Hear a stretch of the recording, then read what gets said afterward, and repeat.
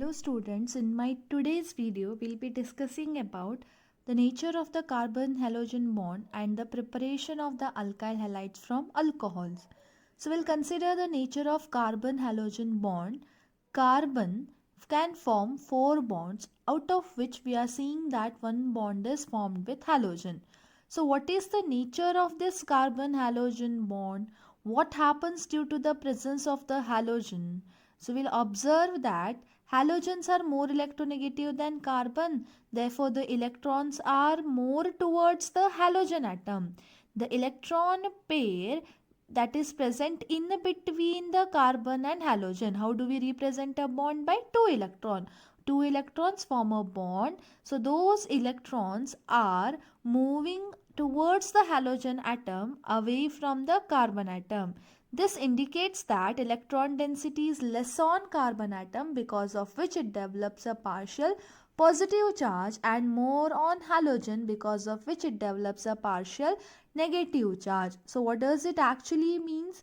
The electrons are more towards the halogen atom and away from the carbon atom. Since they are partially moving away from the carbon atom, it develops partial positive charge and halogen negative charge, which makes the bond polar. Why? Because two poles are created, that is positively charged and negatively charged. So what is a conclusion we can draw from this? That carbon halogen bond is a polar bond. So what we have discussed, carbon halogen bond is a polar bond. So what kind of halogens are there? We'll see further. They belong to group 17. They are fluorine, chlorine, bromine, iodine, and astatine is another group 17 element.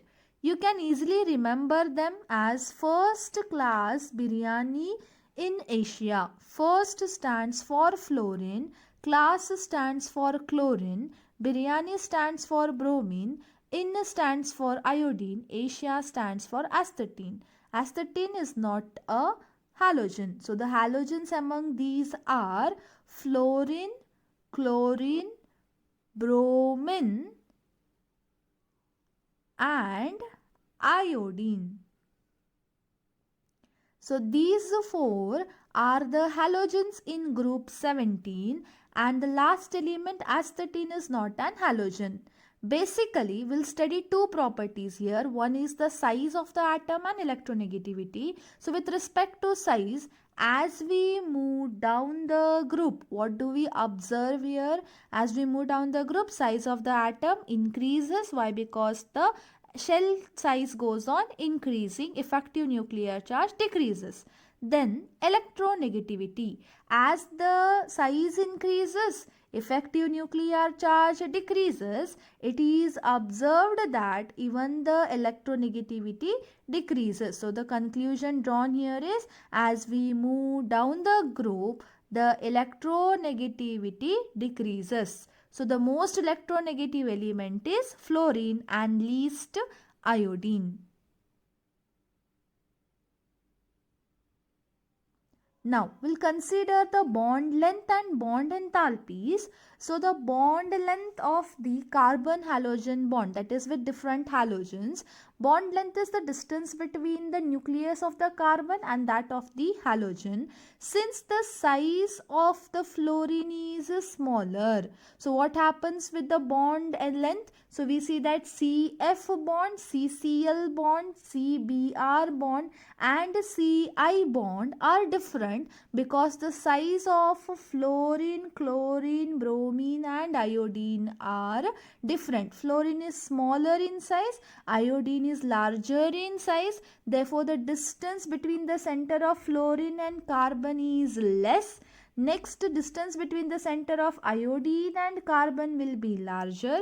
So the conclusion what can be drawn from this is, as the size of the halogen increases down the group, the bond length of carbon fluorine is less than that of carbon chlorine, then carbon chlorine less than carbon bromine, then carbon bromine less than Ci. Now let us go with the bond enthalpies. What do you mean by bond enthalpy? It is the energy which is required to break 1 mole of bonds in any compound. So since fluorine is more electronegative, iron is least electronegative, effective nuclear charge is greater in fluorine, whereas effective nuclear charge is less in iodine. The electrons are more attracted towards the fluorine, because of which it becomes very difficult to break the bond, or you can see more energy is required to break the bond. Whereas in case of iodine, since the size of iodine is larger, effective nuclear charge is also less, therefore the attraction is less, easily the bond can be broken, or in other words you can say that the energy required to break carbon iodide bond is less when compared to carbon fluorine. So what is the conclusion we can draw for bond enthalpies? CF bond has a larger bond enthalpy than CCl bond, which has larger bond enthalpy than CBr bond, which in turn has larger bond enthalpy than Ci bond. So we'll observe once what is given in your NCERT textbook. So this is a table which is given in NCERT textbook. You can see that methyl fluoride has a bond length 139 picometer, whereas methyl iodide 214, which is larger, and bond enthalpy of methyl fluoride is larger when compared to that of methyl iodide. So let us go with the methods of preparation. So methods of preparation, I have said we will discuss from alcohols first. So here you can see that we have taken alcohol which is made to react with HCl in the presence of zinc chloride catalyst. So when alcohol, that is alkyl group, is associated with the OH group, we call it as an alcohol. The OH group of alcohol is replaced by the chloride ion of HCl, thus resulting in the formation of an alkyl halide. So what is the product that we obtain? RCl is the product which we obtain, that is nothing but alkyl halide. Plus of, what do we obtain next? Since we are having a hydrogen, OH is replaced, so H2O is the another product that is obtained. Remember that zinc chloride and concentrated HCl are called as Lucas reagent. In the next lesson, you will be studying in detail about this when we study about alcohols. So here remember, concentrated HCl plus anhydrous zinc chloride is called as Lucas reagent, and it is used to differentiate the alcohols, that is primary, secondary and tertiary alcohol. In this method, by making use of alcohol and Lucas reagent, we have obtained alkyl halide and water as our product. Next is reaction of alcohol with sodium bromide and H2SO4. Remember that H2SO4 is called as an dehydrating agent, which means that removal of water molecule takes place. So what should be one of our product here? H2O is one of our product. Next is, we are preparing alkyl halide. So alkyl group is R, the halide is Br. Therefore our another product is RBr, that is alkyl bromide. Plus next what is remaining in the reaction mixture now? Sodium, hydrogen and sulfate. Hence our byproduct obtained here is NaHSO4.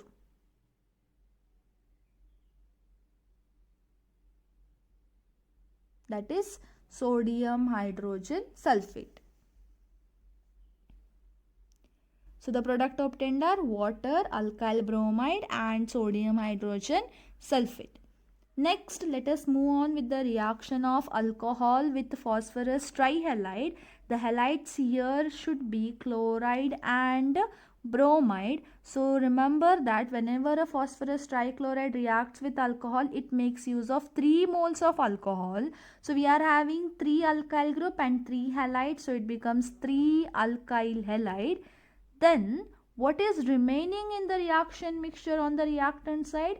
3H are remaining, 3 oxygen are remaining, and 1 phosphorus is remaining. So the byproduct is H3PO3, that is phosphoric acid. Next is reaction of alcohol with phosphorus pentachloride. So what do we observe here? Alcohol reacts with the phosphorus pentachloride and forms alkyl halide. Along with it, what are the other byproducts that can be formed here? Hydrogen as having affinity towards Cl, so it will form HCl. In your next class, you will study that primary alcohols are acidic in nature. So why it is forming HCl, we'll study further. And another product is POCl3. So when alcohol reacts with phosphorus pentachloride, it forms alkyl halide, HCl and phosphoryl chloride. Now we have discussed about the reaction of alcohol with phosphorus trihalide as well as phosphorus pentahalide. So whenever phosphorus trihalide reacts with alcohol, we get alkyl halide and phosphoric acid. Whereas whenever phosphorus pentachloride reacts with alcohol, we get alkyl halide, HCl and phosphoryl chloride.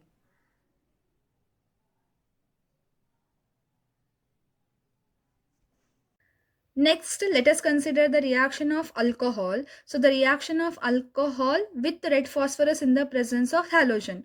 What does this indicate here? Within the reaction mixture, phosphorus trihalide is formed. That is phosphorus tribromide and phosphorus triiodide. Why don't we write it separately, or why don't we prepare it prior to the reaction and then make it to react? Why? Because it is unstable. So, it is prepared within the reaction mixture and then the alcohol reacts with it. So if don't get confused with this, what does this actually means? Your alcohol is reacting with the phosphorus trihalide, where your halide can be either bromide or iodide, and in this what is formed? Alkyl halide is formed.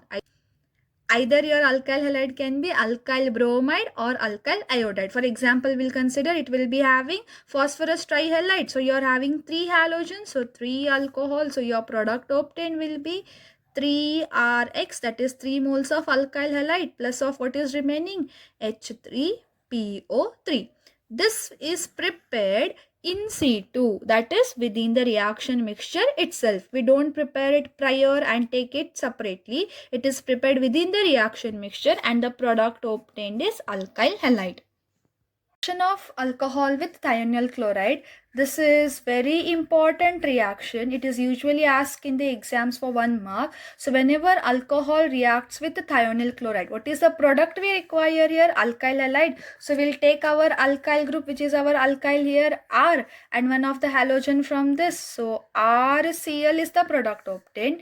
Plus, since we are having one more Cl, Cl has more affinity towards hydrogen. So another product obtained is HCl, which is liberated in the form of a gas, and remaining is what? 1 sulfur and 2 oxygen. So the product obtained is sulfur dioxide, which is also liberated.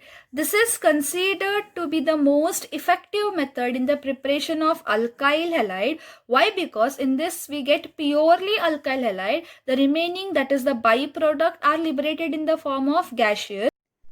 The other methods of preparation I'll be discussing in my next video. I hope you find this video useful. Please like it, share it and subscribe it.